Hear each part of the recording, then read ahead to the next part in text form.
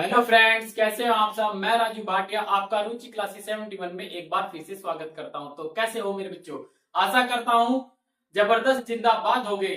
तो आज हम लेकर आए हैं एक और नया टॉपिक ईवीएस में, जिसको बोलते हैं खाद्य श्रृंखला। खाद्य श्रृंखला में भी आज पढ़ाएंगे हम आपको पारिस्थितिकी पिरामिड। पारिस्थितिकी पिरामिड में से हमेशा ही क्वेश्चन 1 से 2 उठता है। मेरे बच्चों, आपको यहां से एक ना एक क्वेश्चन जरूर मिलेगा। तो ज्यादा वक्त ना गवाते हुए आइएगा, वीडियो स्टार्ट करते हैं। अपनी चलते हैं। आज का हमारा टॉपिक है पारिस्थितिकी पिरामिड। पारिस्थितिकी पिरामिड भी हमारा 3 प्रकार से बनता है। कैसे बनता है? नंबर 1 संख्या का पिरामिड, संख्या का पिरामिड। नंबर 2 जैव भार का पिरामिड। क्या? जैव भार का पिरामिड। और नंबर 3 ऊर्जा का पिरामिड। ये पारिस्थितिकी पिरामिड 3 प्रकार से बनते हैं, आपको बताया है। नंबर 1 संख्या का पिरामिड, जैव भार का पिरामिड और ऊर्जा का पिरामिड।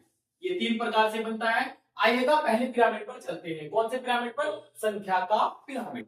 संख्या का पिरामिड में ये 2 प्रकार से बनते हैं, सीधा तथा उल्टा। कैसे बनते हैं? 2 प्रकार से बनते हैं। एक तो सीधा बनता है और एक बनता है उल्टा। आइए सीधे को देखते हैं कैसे बनता है। सीधे में सीधे में क्या होगा? सबसे पहले क्या होगी? घास होगी। जमीन पर क्या होती है? घास होती है। और फिर क्या होता है? घास को कौन खाता है? कीड़ा खाता है। कीड़े को कौन खाता है? मेंढक खाता है। ये हमारा सीधा है। ये हमारा पिरामिड क्या है? सीधा है। किसमें भी है? संख्या के पिरामिड में ये हमारा पिरामिड सीधा है। नंबर 2 आता है उल्टा पिरामिड या परजीवी में। क्या? इसका ही एक और रूप है संख्या के पिरामिड में, उल्टा या परजीवी का पिरामिड। कैसे आएगा? नंबर 1 होगा, इसमें होगी जीवाणु होगी, फिर झाड़ियां होगी, और फिर झाड़ियों के बाद क्या होंगे? फिर फूल पत्ते होंगे, फिर क्या होगी? फिर घास होगी। इतनी बात समझ में आई जी। आइएगा नेक्स्ट देखते हैं जैव भार का पिरामिड। जैव भार दरअसल होता क्या है? जैव भार 2 प्रकार से होता है, एक तो स्थलीय और एक जलीय। जैव भार क्या होता है? एक तो होता है स्थलीय और एक होता है जलीय। आइएगा हम देखते हैं सीधा पिरामिड। सीधा पिरामिड किस पर बनता है? सीधा पिरामिड हमेशा स्थल पर बनेगा। किस पर बनेगा? स्थल पर, धरती पर बनेगा, जिस पर हम रह रहे हैं, मानव जीव रह रहे हैं, और प्राणी रह रहे हैं, पशु पक्षियां रह रहे हैं, पेड़ पौधे हैं। आइएगा जैसे कि इसमें पहले ही मैंने बताया कि संख्या के पिरामिड में जैसे सीधा बनेगा, पहले घास होगी, फिर कीट होगा, फिर मेंढक होगा। ये भी हमेशा सीधा ही बनेगा। ये मगर कहाँ होगा? ये मेरे बच्चों होगा स्थल पर, जमीन पर होगा, धरती पर होगा। इतनी बात समझ में आई जी। देखते हैं क्या होगा। स्थलीय पारिस्थितिक तंत्र में सदैव पिरामिड सीधा होगा। पारितंत्र में किसमें होगा? स्थल में सीधा होगा हमेशा। इतनी बात समझ में आई आपको? मैंने पहले ही बता दिया था कि स्थल पर हमेशा पिरामिड सीधा होगा, मगर वो किसमें होगा? जैव भार में होगा जी। आइएगा हम देखते हैं समुद्र में या तालाब में। समुद्र में या तालाब में हमेशा पिरामिड क्या होगा? उल्टा ही होगा। कैसा होगा? उल्टा होगा। आइएगा देखते हैं जैसे कि बड़ी मछली, फिर छोटी मछली, फिर क्या हो गए? फिर छोटे छोटे वो होते हैं ना, छोटे छोटे जीव रहते हैं समुद्र में, उनको होगा। फिर सबसे क्या होते हैं? अपमार्जक होते हैं, छोटे छोटे। पहले क्या होगा कि ये छोटी मछली किनको खाती है? छोटे छोटे जीव को। और फिर छोटी मछली को कौन खाता है? बड़ी मछली खा लेती है। आपने समुद्र में देखा होगा कि छोटी सार्क बड़ी सार्क छोटी सार्क को खा लेती है, उनका भोजन बना लेती है। बात समझ में है ना जी। जैसे कि हमने बताया कि तालाब या समुद्र में उत्पादक पादप पाउडर बहुत छोटे छोटे होते हैं। उनका कुल भार क्या? उनका कुल भार उपभोक्ताओं मछलियों की तुलना में बहुत कम होता है, इसलिए यह पिरामिड उल्टा बनता है। इतनी बात समझ में आई जी।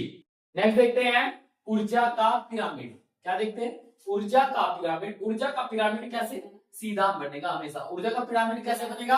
सीधा बनेगा। कैसे बनेगा? आ जाओ। कारण क्या होगा? कारण होगा ऊर्जा के ऊपर जाने से। क्या?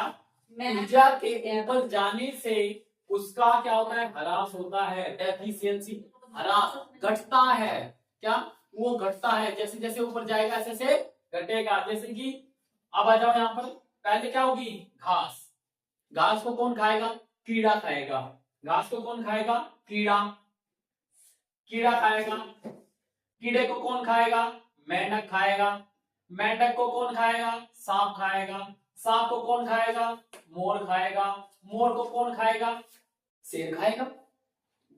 बात समझ में आई ना, शेर खाएगा। ये क्या है, जैसे जैसे ऊर्जा का स्रोत बढ़ता है, तो जैसे जैसे ऊर्जा ऊपर जाती है, ऐसे ऐसे इसका स्रोत घटता है। बाद में यह केवल 10% ही बच जाती है। मैंने आपको पहले ही बताया था कि पिछली वीडियो में कि ऊर्जा का 10% का सिद्धांत किसने दिया था, बताओ किसने दिया था, लिंडमैन ने। किसने दिया था, लिंडमैन ने। इतनी बात समझ में आई जी। आइएगा आगे देखते हैं क्या इसमें, कि पारिस्थितिकी पिरामिड खाद्य स्तर को, क्या पारिस्थितिकी पिरामिड खाद्य स्तर को एक मॉडल के द्वारा, क्या मॉडल के द्वारा समझाने की कोशिश की है। ये जो मैंने लिखा मेरे बच्चों, मैंने जो बनाई है ना, ये पूरे मॉडल है। Number 1 model, number 2 model, number 3 model, number 4 model, number 5, ये पूरे के पूरे जो मॉडल बनाए हैं मैंने, 5 प्रकार के मॉडल बनाए हैं। इनसे आपको पारिस्थितिकी तंत्र को मैंने समझाने का प्रयास किया है। इतनी बात समझ में आई, इतनी भी बात समझ में आई। जैसे कि किसी भी पिरामिड को, क्या किसी भी पिरामिड को, या किसी भी पिरामिड में कुल 4 या 5 स्तर होते हैं। अभी बताया मैंने कि क्या पहले पहले घास होगा, नंबर 1 क्या होगा, घास होगा, फिर कीट पतंगे होंगे, फिर क्या होगा, मेंढक होगा, मेंढक के बाद सांप होगा, सांप, सांप को कौन खाएगा, मोर खाएगा, मोर को कौन खाएगा, बाघ खाएगा। बिल्कुल 5 प्रकार से, या 5 स्तर तक ही हम जा सकते हैं, या 4 स्तर तक हम जा सकते हैं। इतनी बात समझ में आई जी। अगर ये देखते हैं कि तालाब का जैविक भार पिरामिड सदैव उल्टा बनता है, ये बात मैंने आपको यहाँ समझाई। देखो पिरामिड यानी कि तालाब का जैव भार में, यानी कि ये मोस्ट इंपोर्टेंट है, लिख लेना, जैव भार में तालाब या समुद्र में हमेशा पिरामिड कैसा रहेगा, उल्टा रहेगा। तो मेरे बच्चों ये हमारा ईवीएस की क्लास थी आज की। यहाँ पर आपको कंटेंट दिया गया है, जो इस कंटेंट में से आपके 30 क्वेश्चन आएंगे, 30 क्वेश्चन में से 1 से 2 क्वेश्चन आपको यहाँ पर जरूर मिलेगा। और हाँ मेरे बच्चों, लिंडमैन का ये जरूर से ध्यान रखना, लिंडमैन का ऊर्जा का सिद्धांत कितना, 10% का, ये मोस्ट मोस्ट मोस्ट इंपोर्टेंट है। और आज का वीडियो हम यही समाप्त करते हैं। अगर वीडियो अच्छा लगे तो वीडियो को लाइक करें, हमारे चैनल को सब्सक्राइब करें और अच्छे अच्छे कमेंट जरूर भेजें, ताकि हमें मोटिवेशन मिलता रहे। Thank you.